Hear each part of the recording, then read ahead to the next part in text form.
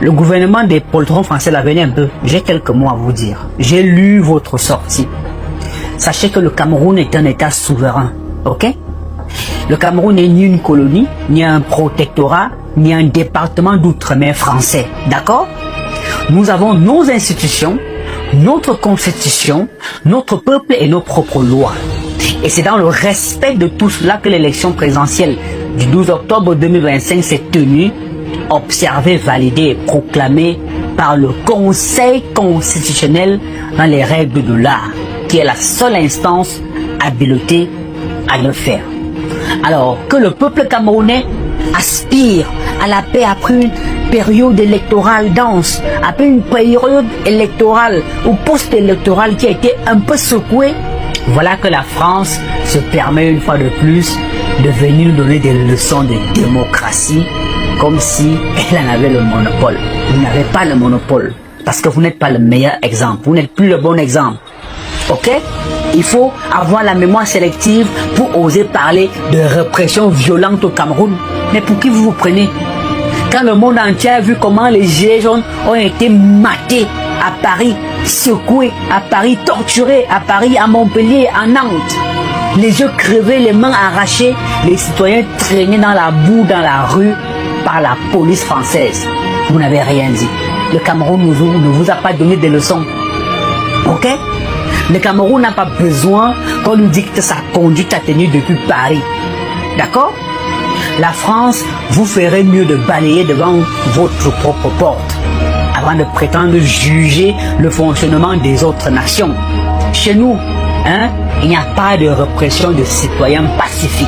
Tout ce que vous avez vu là, hein, ce sont des bandes manipulées, droguées et financées par vous, par vos réseaux pour s'aimer le chaos dans notre pays, qui ont choisi la violence.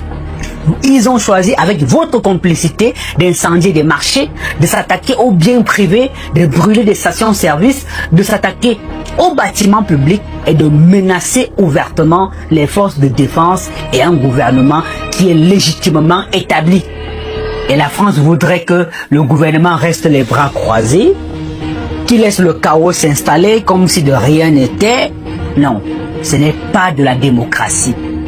J'appelle ça de la naïveté ou même de la complicité parce que votre sortie prouve que vous êtes complice de la situation du chaos qui a failli au Cameroun. La France dit préoccupée par le Cameroun, mais vous ne l'êtes pas. Lorsque vous avez soutenu des guerres en Afrique, vous étiez où quand les populations entières ont été décimées sous votre regard? Non, vous n'étiez pas au Mali, ni au Burkina Faso, ni au Niger ou au Sénégal. Et ces pays-là ont décidé de rompre avec vous.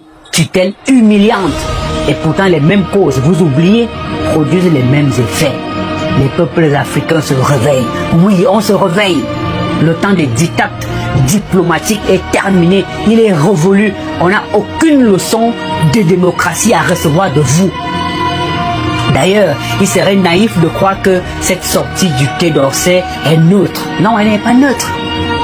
Nous avons tous vu les rencontres discrètes et les photos ont fuité entre l'ambassadeur de France et M. Issa Chiroma Bakary quelques jours seulement avant la tenue de ce processus électoral.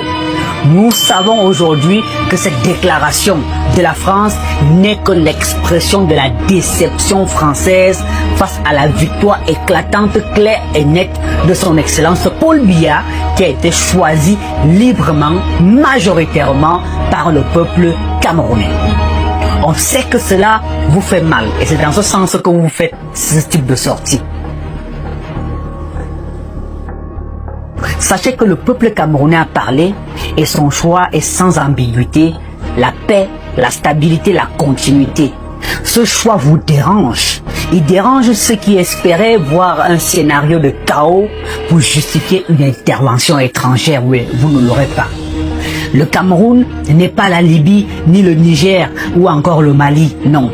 Ici, nous savons lire l'histoire et nous avons retenu la leçon chaque fois que la France s'est mêlée d'un pays africain, c'était pour le diviser, c'était pour le piller et pour le déstabiliser. C'est pour cela que le président de la République n'a pas renouvelé vos accords militaires et on sait que vous lui en voulez pour ça.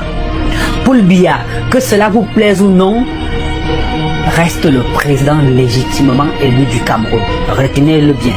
Il incarne la modération, la sagesse, la défense des intérêts du peuple camerounais. Les Camerounais savent qu'en lui, leur pays reste debout, fort et respecté partout.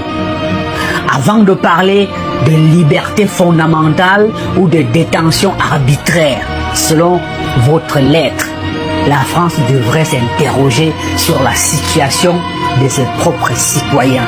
D'accord? Rappelez-vous des milliers de Français qui sont violentés ou arrêtés pendant les manifestations sociales. Je parlais tout à l'heure des gilets jaunes et bien d'autres. Hein? Rappelez-vous des migrants qui sont parqués dans des camps indignes en France. Rappelez-vous de cela. Rappelez-vous des discriminations raciales, des violences policières et des atteintes répétées aux libertés publiques.